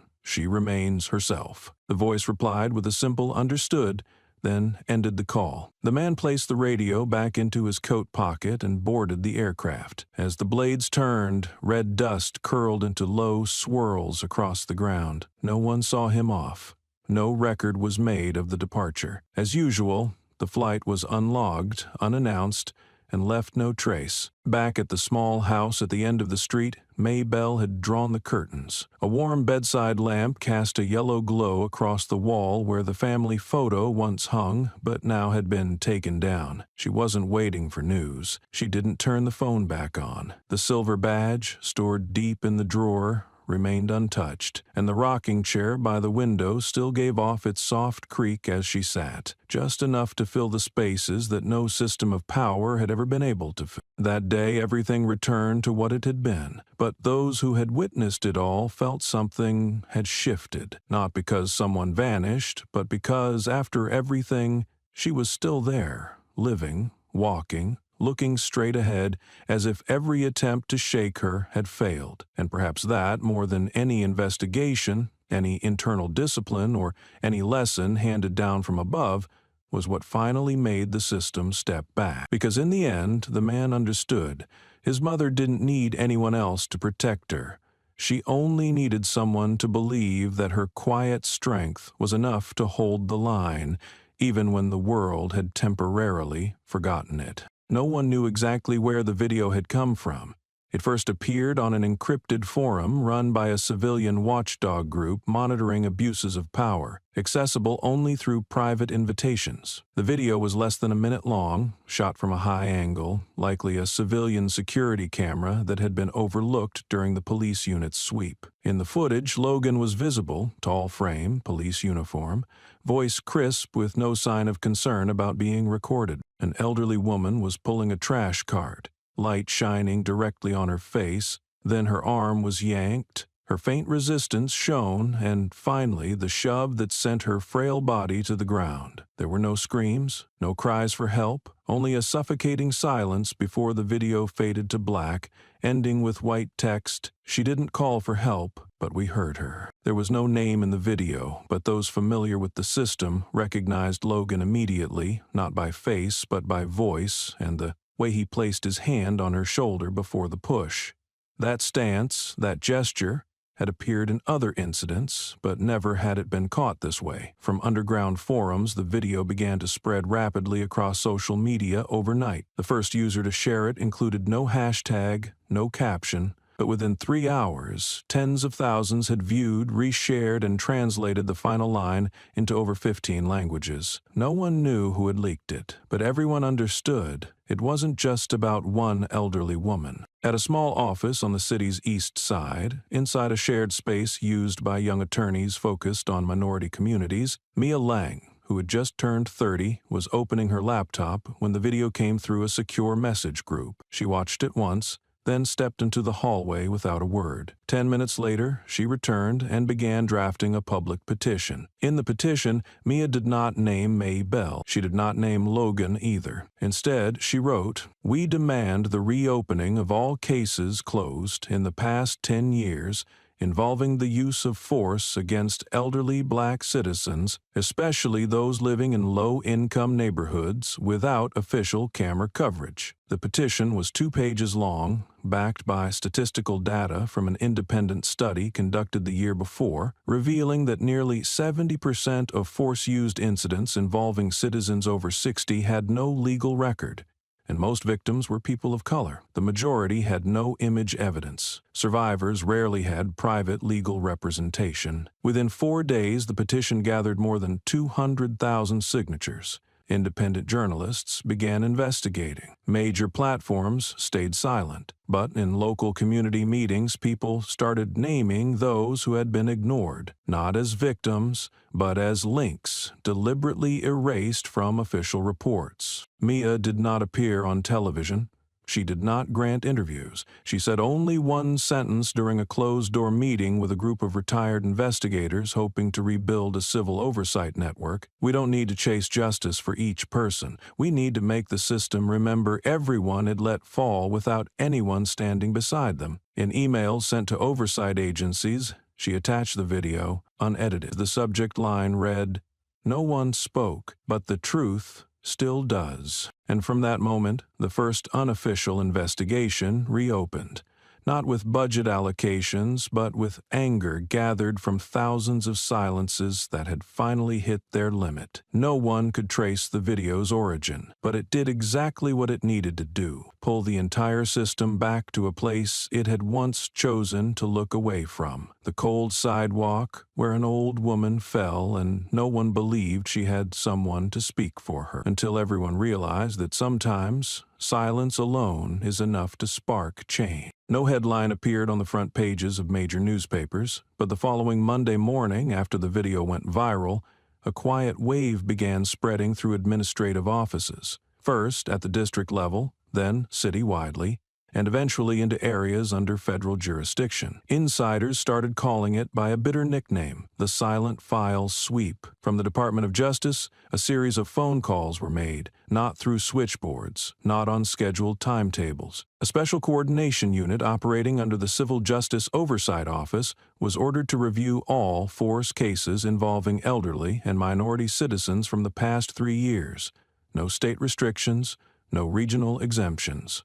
Only one requirement: the case had been closed and no one had been prosecuted. Legal officers began receiving quiet calls late at night or early in the morning, before inboxes were checked. The first question was neutral: "Can you provide a summary of case number X?" But soon came deeper ones. Why was there no medical response? Why is the scene recording missing? Was the witness report altered under Clause 3.27? Files thought to be closed were pulled again. Some claimed outdated systems or missing staff, but every excuse met the same reply: "We've accessed the federal system, the data is still there, we're reviewing it." There were no deadlines, yet the pressure was real. In one southern precinct, the head of internal affairs gathered his team just to say, "From now on, assume every case can be reopened." In the West, a staffer named Rachel found 28 cases closed without any victim statements. She flagged it. Her account was revoked within the hour, but 10 minutes later a federal call demanded to know why. It never made the news, but Rachel was added to a federal evidence team. The quiet sweep caught departments off guard. No one knew how far it would reach or how long it would last, yet everyone thought of the same things: the video, the phrase "we heard her," and the woman who had no name in official memos but appeared in report after report. Some agencies started duplicating files for federal oversight. Others began internal reviews without waiting for orders. No one said Maybelle caused it, but her name came up in whispers, with caution. No one dared question her now, and each message from Washington made one thing clear. This wasn't punishment, it was a reckoning. A system that had overlooked too many was being forced to look back, because when one woman can move the Department of Justice without ever saying a word, the real question becomes, who else have we failed just because they fell quiet? While the public system quietly reopened old files, in a small editorial room of an independent newsroom, a young journalist named Liana Cortez combed through stacks of documents. She was not into politics or crime reporting, but the story of Maybelle and the video that jolted the entire system kept pulling her back to what seemed like footnotes in a forgotten case. In a batch of archived files from a closed district inspector's office, she found one misfiled among land complaints. A typed complaint dated August 3, 1997, Form A-12, submitted by Maybelle. It described how a police officer stopped and searched her without cause as she walked home from a night shift. She wrote, "I wasn't asked my name, no explanation. I was told to turn around, spread my arms, and then push against the brick wall behind the market." At the bottom, a handwritten note dismissed it. No independent witnesses, lack of objective evidence, not enough basis to investigate. Liana read that line 3 times. She wasn't surprised. She had seen it in dozens of cases. But something stood out. Maybelle, the woman the system later rushed to protect after she collapsed in the street, had already raised her voice back in 1997, and no one heard. Liana dug deeper. She reviewed and ignored complaints from the past 20 years. Most victims were elderly, lived alone, had no cameras, and were told their cases lacked objectivity, a system demanding evidence from those least able to provide it. Soon, her first investigation went live. The headline was simple: "When they don't need proof to hit, just a reason." It opened with Maybelle's own words beside the cold rejection. Liana didn't turn her into a symbol. She let the contrast speak. She cited over 30 similar cases in poor areas, questioned who defines objective and why the powerless are held to that standard. The article spread fast, translated widely, and fueled demands to change how civil complaints are handled, especially for people without cameras. Liana never met Maybelle, didn't know if she even read it, but in her final piece she wrote, "Some are hit with no mark left, and when they speak, the first thing asked is, 'Where's the evidence?' forgetting that the first blow always lands on dignity. Since then, the word objective in rejection forms is no longer thrown around. It now comes with a standard, shaped by voices once silenced because no one filmed the fall. On a regional radio broadcast, usually heard by only a few hundred people each morning, a deep, clear male voice came on, not dramatic but firm. The host opened with a few routine headlines, then introduced the guest, a man who identified himself as a former officer from the East District, retired since 2012. "I don't speak for the department," he said, "and I don't want anyone patting me on the back after this, but I have to say it." He never mentioned Maybelle by name, but everyone knew. That day I was less than 20 steps away. I saw her being called back, saw that hand yank her bag, saw her lean and fall. Her head hit the pavement. I saw it, and I turned away, because I thought it wasn't my business, and because the one who fell was an old woman no one would defend. His voice never rose or trembled. It was steady, like someone who had lived with a memory long enough to stop denying it. "I was wrong, not because I struck her, but because I stood there and did nothing. In this job, we're sometimes taught that silence is neutral, but the truth is, silence always picks a side. And that day, I chose the wrong one." The broadcast spread quickly online, not just because of what was said, but how it was said.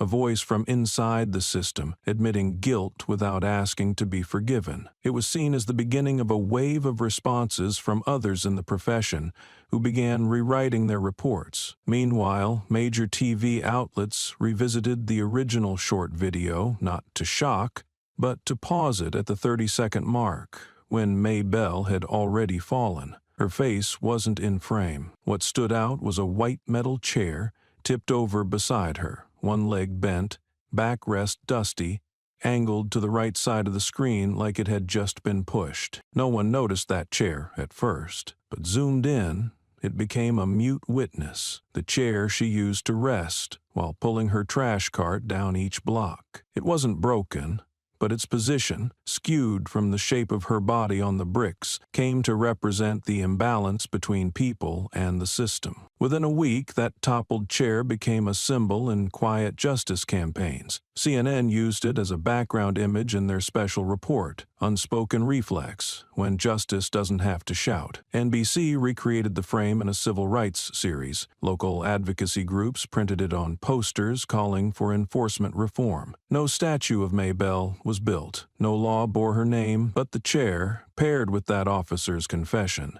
said what she never wanted to say herself, that some truths don't need to be shouted to be seen. All it takes is one thing dropped, not from weakness, but neglect, to make a whole society pause and rethink. May Bell refused all interviews. She never appeared on camera, stood on stage, or wrote anything in response. But every time the story was mentioned, the media returned to the frame of that chair where she once sat, stood up, was pushed, and where she left behind what was right, not through words, but through an unshaken presence. And from that, justice stopped being some distant word in a constitution. It became a reflex, to rise when someone is knocked down and no one else dares to stay. In the weeks after May Bell's story spread, one question lingered. Who was her son? No photo. No name, no record. Neighbors swore she'd lived alone for nearly 20 years. May Bell never denied it. She simply didn't speak. Not out of fear, out of purpose. On a private podcast for veterans, a former operative was asked, was her son in a unit so classified there's no trace of it? He said, can't confirm or deny. But some don't visit their mothers. Not from neglect, but because their unit doesn't exist. He added, we lost someone's mother once. He couldn't attend the funeral, couldn't call. One wrong word could compromise future missions. May Bell lived like someone who knew strength didn't need recognition. Neighbors remembered quiet things, her staring at the stars, or telling a courier, I didn't order anything, but I'm glad you got here safe. Nothing confirmed anything, yet it all suggested something. If her son existed, his silence was deliberate. People asked, if he's real, why can't the government confirm it? The answer, some units have no name, no base, no chain of command. They're summoned, act, then disappear. At the podcast's end, the host asked, do you think she knows everything? The guest smiled. She didn't need details. She knew her son would never let her fall alone. Rumors only deepened. No agency admitted his existence. But the silence was too precise to be random. Then, in a closed-door briefing, a former DoD strategist revealed the existence of a shadow strategy group, nameless, without formal ties to any branch. Their mission? Intervene where no one else legally could. Members had no files, no civilian lives, and no contact with family, except for one exception, a Level 7 emergency code. That code didn't go through police or 911. It traveled through rare, specific devices, given only in extreme cases. May Bell had one, not because of who she was, but because of what she meant, the origin, the reason he existed. When she sent a single message, son, the device triggered Echo 17, unlocking the only route for him to surface publicly in 20 years. He didn't come to threaten. He came to confirm one thing. His mother was untouchable. A classified report later stated, signals from May Bell verified. Intervention authorized under point of origin clause. Operative withdrawn. No identity left behind. No one stood in his way, not because of fear, but because they understood if that code was used, the one who responded would not explain. Afterward, he vanished again. Surveillance in the area was quietly upgraded. protocols revised, checkpoints replaced. The twist wasn't a secret, it was a truth long buried. Some sons don't come home, don't send photos, don't call. But when a single code is sent, they emerge from places no one can name, do what must be done, then vanish, so their mother can keep living like she never needed protection. But now, everyone knows. She had it all along, and that's enough. After Maybelle's quiet fall sparked public reflection, police academies in many states began revising their training, not by mandate or media pressure, but from a shift among the recruits themselves. Over 38 schools added a required course, Perception Assessment in Unarmed Encounters. The class began with a simple scenario. An elderly person of color pulling a trash cart at dawn. No threat, no weapon. Yet 2 rookie officers were told to assess potential danger. Students answered with standard phrases, odd behavior, suspicious object, unusual setting. Then came one question. Why did you assume that person was a threat when nothing happened? That question often left the room silent. Policing had long focused on predicting danger, rarely on challenging assumptions. The course wasn't tactical, it asked officers to confront how fear and bias shape judgment. At a National Justice Symposium in Boston, Maybelle was invited to speak. She declined but sent a note, handwritten in black ink. Police should not be taught to guess who is a threat. They should be taught to wait 2 more seconds. When read aloud, there was no applause, only a silence that spoke of shared understanding. Everyone knew 2 seconds might have changed everything. One senior instructor later wrote, "Those 2 seconds aren't in the curriculum, but they should be. They teach officers to see a person before making assumptions." Bell's line was adopted quietly across the state. Some schools posted it outside training rooms. Others used it in final essays. It wasn't a rule, but everyone knew it mattered. It was the kind of test the real world always grades without warning. Maybelle gave no interviews, accepted no credit, but those 2 seconds, once denied to her, became the first ethical standard new officers had to carry. Not to judge others, but to pause and check themselves. If they needed a reason, it was already written down. No name signed, but powerful enough to reshape how things are taught from day one. At the State Security Academy, Friday morning began as usual. Sunlight filled the U-shaped classroom. On the clean whiteboard, one sentence in black marker. Police should not be taught to guess who is a threat. They should be taught to wait 2 more seconds. Cadets entered, read it, and said nothing. No one erased it. No one asked why it was there.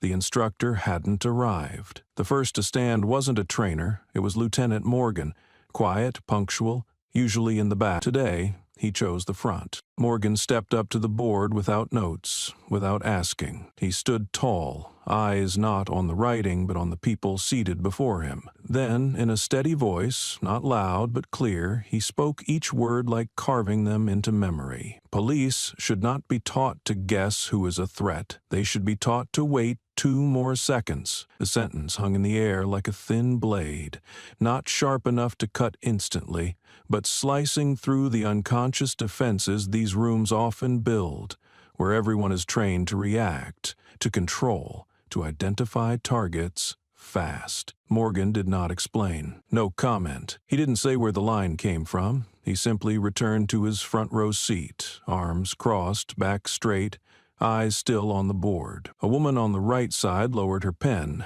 hand drifting from the desk like she was checking if she'd been gripping something wrong all along. Next to her, the class clown stayed silent, head in hand, fingers tapping without rhythm, mind elsewhere. The instructor entered 5 minutes later.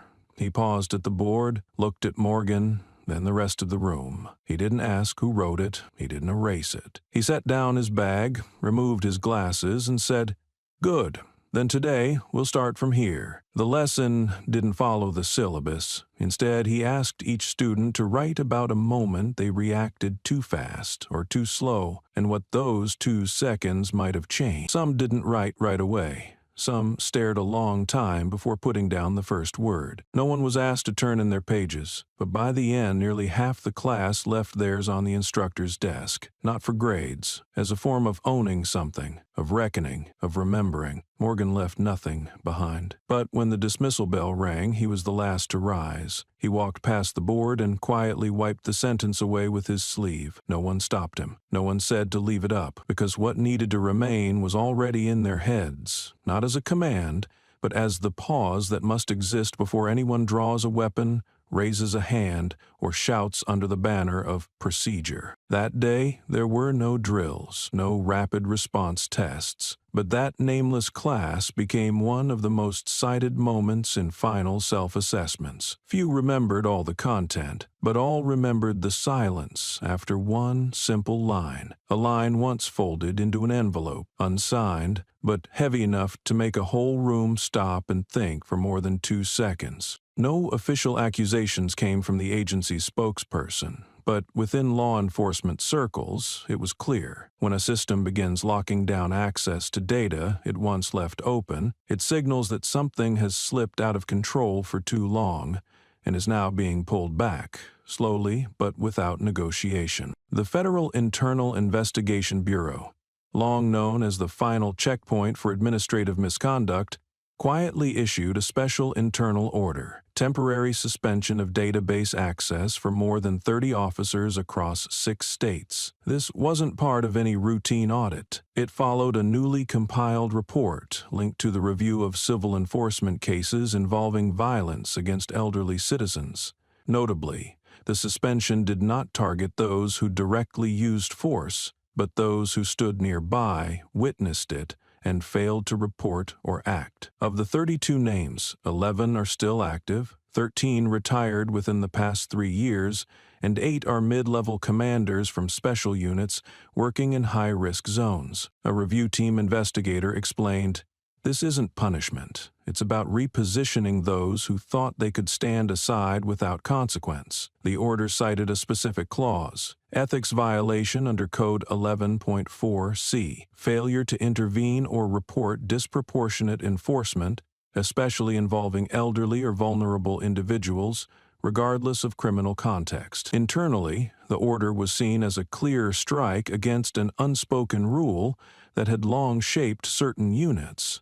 If someone crossed the line, others just looked away. That time has ended. Turning away is no longer neutral. It has consequences. At a major Southern police department, the sudden suspension of 6 officers triggered an overnight restructuring of internal access hierarchies. The data security lead recalled receiving an encrypted alert from the Federal Bureau at 4 a.m. Within 30 minutes, the login credentials of all 6 officers were revoked, centrally, beyond local admin control. "At first, I thought it was a system error," he said, "but when I checked the access logs, I saw it came from the National Coordination Center. That wasn't a glitch, it was a message." None of the suspended officers received a detailed explanation, just a short notice. "Your records are under ethics review. Operational access is paused pending evaluation," and that was enough. The actions once ignored or assumed unseen had now been named, not by media, not by criminal charges, but by a new layer in the system, where ethics is treated as operational skill. In training academies, news of the 32 suspensions quickly became a case study. A senior instructor at the Central Law Enforcement Academy noted, "We used to teach officers how to avoid risk.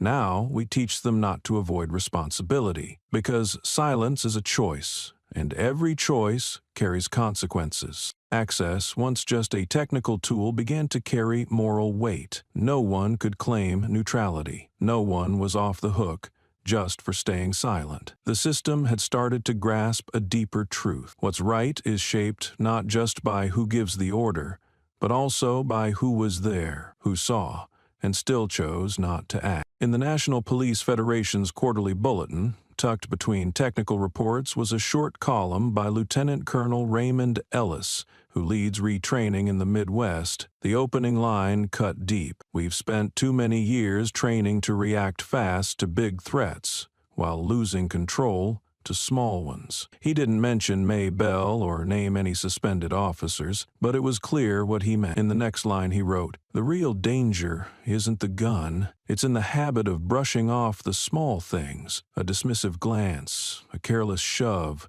a sharp word towards someone we think doesn't matter." That quote was pinned up in training rooms and added to orientation packets, not because it was theory, but because it named what had been ignored. Abuse often starts not with violence, but with attitude, and when no one speaks up, that attitude becomes normal. Ellis ended with a memory. In 2006, an old man was stopped for walking backward because he couldn't hear well. A young officer laughed, mocked him, and demanded ID. No law was broken, but Ellis saw the shift that night, the way indifference crept into their culture. No one objected. Silence became policy. The bulletin wasn't public, but it spread. A veteran in Michigan said, "Ellis didn't blame, he made us face the moments we let slide." At one academy, an ethics lead read aloud Ellis's line about the real danger. A cadet asked, "How do we know what's small but harmful?" The reply came in writing, "It's small when we mock someone's weakness, thinking they'll forget." That phrase became the title of a quiet seminar. No cameras, no notes. Officers shared that the first time they looked at someone as if they had no name, no rights. And for the first time, they understood. A strong system catches these habits before they become instinct, before they become harm. Ellis didn't write to defend the system.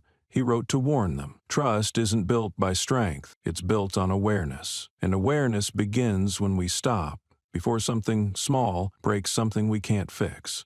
Jefferson Elementary sat about 6 blocks from Maybelle's home. Each morning she passed the noisy playground, glanced at the worn school gate, and walked on. She'd never gone inside, but teachers, especially Ms. Amelia, who taught 5th grade, recognized her quiet, slightly tilted posture, always holding a fabric bag, never looking like she had time for anything random. That Monday, Amelia began class with the words, "The right to speak up," written in chalk. She asked, "If one day you're treated unfairly and no one helps, what would you do?" Hands rose. "Tell my mom," said one. "Call the police," said another. "I'd yell loud," said a third. Amelia nodded, then asked, "What if no one hears you?" Silence. Then she added, "And what if someone can't yell or call? What can we do for them?" More silence, until Clara, sitting in the middle, said, "We could ask if they want us to stand with them." Amelia smiled, erased the board, and wrote, "Sometimes speaking up means staying long enough so no one feels alone." As reading time started, a student by the window whispered, "She's here." May Bell walked past the school, steady and small beside the maple tree, her fabric bag in hand. She didn't look toward the class, but just before passing the side gate, she smiled faintly, like she'd heard something from inside. One child whispered, "She smiled," and for a few seconds, the room held still. The children didn't know her story. They didn't need to. What they saw was someone who had been through something, who now walked with calm, and that was enough to teach them what it meant to stay, even without knowing what to say. Clara later wrote, "If someone's pushed down, I might not shout, but I'll stay, so they know they're not alone." That afternoon, after the school emptied, a guard noticed something new at the gate. A small paper was taped beside the rusted school sign, its edges curled from being kept too long. In soft black ink it read, "One person who chooses not to bow their head is enough to teach children how to stand tall." There was no name. No one claimed the note. But the next morning, teachers read it aloud as students arrived. The oldest kids, 5th graders, paused to read. Some asked who wrote it. The grown-ups replied, "Probably someone who once learned to stand tall and wanted you to know it starts by not bowing when you've done nothing wrong." Mrs. Amelia, who had led the lesson on speaking up, asked to keep the note. She proposed framing it beside the school's main board. "It's not just a good quote," she said. "It says what we've been trying to teach. If someone said it for us, let it stay." Soon the words appeared in student notebooks, writing prompts, and even the principal's speech. No one said May Bell's name, but everyone understood where the sentence came from and why it mattered. Other schools began to update their ethics lessons. Some introduced civic values classes for students from 3rd grade up, built on real moments, not rules or slogans. At Jefferson, the note stayed taped for days before being framed. Students kept reading it, memorizing the handwriting, the fold line, learning that what's right doesn't always come from reward or fear, but from someone who stood when they didn't have to. Clara, the student who once said she would stay instead of shout, copied the line into the class journal. Asked why, she said, "So if someone forgets, it's still there." Her answer held something deeper than most lessons could teach, that something small can hold weight if it's remembered. Maybelle still walked by each morning. She never stopped, but once, a teacher said she glanced at the framed note. No smile, no pause, just a look, and she moved on. That was enough, because from then on, every student passed by those words. Just 2 seconds to read, but long enough to teach what it means to stand. Torres was one of the youngest officers in the South District's Rapid Response Unit. Clean record, top performance, often assigned to train recruits. After the Maybelle incident, his name surfaced, not for what he did, but for what he didn't. In review, he admitted he saw it all, and chose not to act. He wasn't afraid of the truth, but of losing his place among those in uniform. That silence changed how he saw loyalty, neutrality, and what it means to protect. He wasn't dismissed, but months later he resigned. No full explanation, just one line: "I don't want to learn to bow to what's wrong." He left quietly, avoiding the spotlight, spending a year revisiting the ethics codes he once followed, not to criticize, but to understand what was missing. A year later, he returned as a guest lecturer. His course, Gray Zone Response. No lectures, no drills. Just one question to start: do you remember the last time you stayed silent? Slowly, students shared, not tactics, but fear, what it means to speak when no one else will. Torres never told the truth, but once he said, "I was silent, and I learned your voice might not change things, but without it, you lose yourself." Leaving the force wasn't quitting, it was starting again, in a place where truth matters more than silence. At a university forum, someone asked why he left. Torres paused, folded his hands, then looked up. "I saw, but I didn't stay. And after that, I saw nothing, because I'd already looked away." The room went quiet, not from drama, but from recognition. Some truths don't shout. They settle in the space where our eyes choose not to look. "We were trained to observe," Torres said. "Spot signs, remember details, react to the smallest move. But no one taught us what to do when the wrong thing happens right in front of us and it's a fellow officer who does it." No one challenged him. Students listened, took notes. Some just stared at the floor. A girl in the front row wrote something on a small piece of paper, folded it, and slipped it into her pocket, like saving something she wasn't ready to share. Torres didn't ask for forgiveness. He didn't try to turn his story into a lesson. But at the end, as others left, he stayed by the window looking out at the campus. Then he spoke again, quietly, like only for himself. "Once you choose not to look, you lose the right to say you know what's right." It wasn't an accusation. It was a truth he carried, not as punishment, but as accountability. And that, not rank or recognition, was what stayed with those who heard him. Because in a world full of blurred lines, the first step to seeing what's right isn't the eyes, it's the courage not to look away. Though Maybelle never spoke publicly, never gave interviews or joined forums, her name became a quiet fixture in classrooms, seminars, and reform discussions across the country. Not as a symbol or legend, but as proof that courage doesn't always shout. Sometimes it's simply the act of staying upright in a moment meant to break you. People remember her not for fighting back or calling for help, but because she didn't need to. Her calm, captured in one gesture, pulling out her phone as blood touched the pavement, forced the system to see itself. No speeches, no resistance, no demands. And yet from that small act, real change began, slow, steady, irreversible. 6 miles from her home, at a care facility, a group of young nurses read about her case and pushed to change one internal rule. The old guideline let staff question elders showing unusual speech or behavior, especially when alone. It sounded cautious, but in practice it became an excuse to press elderly residents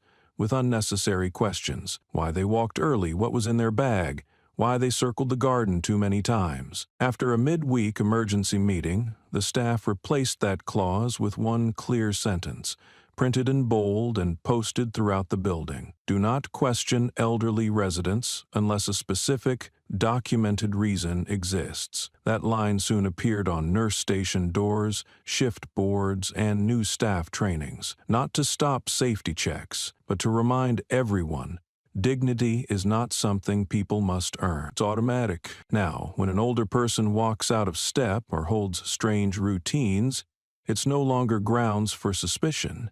And if something seems off, caregivers are taught not to doubt first, but to watch and to trust. Kira, a nurse with over 8 years at the facility, said during a staff meeting, "We're trained to manage, but rarely to respect. And if someone like May Bell can make an entire system shift just by not bowing, then maybe the first thing we should do is stop bending down to question elders as if they have no worth." Since the new rule went up, staff began sharing quiet moments, an elderly woman asking to sit outside at 6 a.m. just to hear birds, or a man pacing the hall 5 times to recall steps from his youth. What was once seen as odd became something meaningful, a story in motion. Strangely, when the questions stopped, residents began speaking more, not to defend, but to share. Freed from proving they were harmless, they remembered they still had something to say. Maybelle never lived there. No one at the facility had met her. Yet her impact lingered,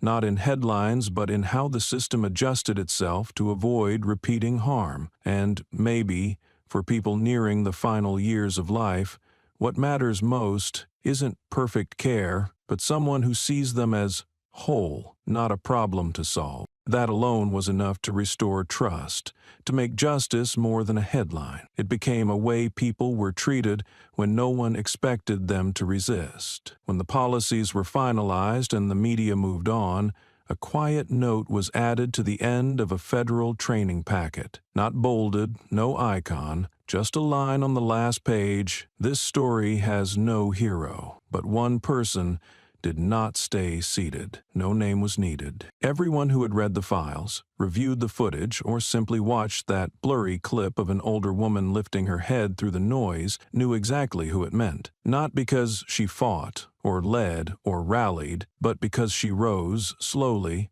reached for her phone, and made it clear, "I'm still here. I see what you're doing." That was all. And the whole system had to move, because one person saw and did not stay still. One gray afternoon, light rain fell as if the city itself was quieting down. In a small park at the end of the street, the same park where a system was forced to confront itself, May Bell sat alone on a worn stone bench under falling maple leaves. This was the bench where she once fell. A video spread across the country. But now, it was just a place to sit. She didn't need protection anymore. She didn't need recognition. A young woman passed by, phone in hand. At first, she didn't recognize May Bell, but something about her stillness, the calm in her eyes, made the woman stop. She stepped back and raised her phone.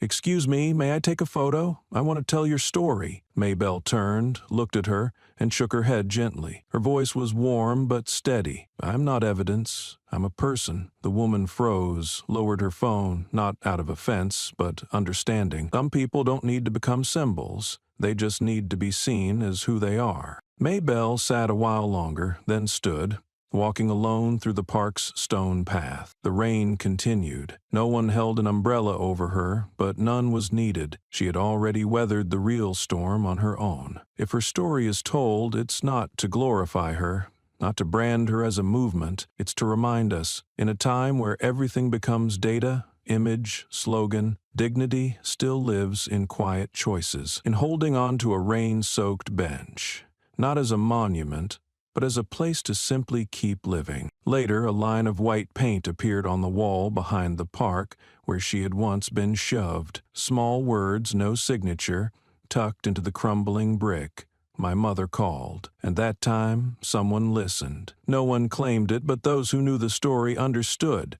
It wasn't about the fall. It was proof that someone once dismissed had made the whole system stop and look back. There was no memorial, no song, but those who walked that street in the days after saw something had changed. Not the wall, not the bench, but the distance between people. At police stations, schools, care homes, and training rooms, those who once looked away began learning how to stay. Not loudly, not for praise, just to break the cycle. No hero closed this story.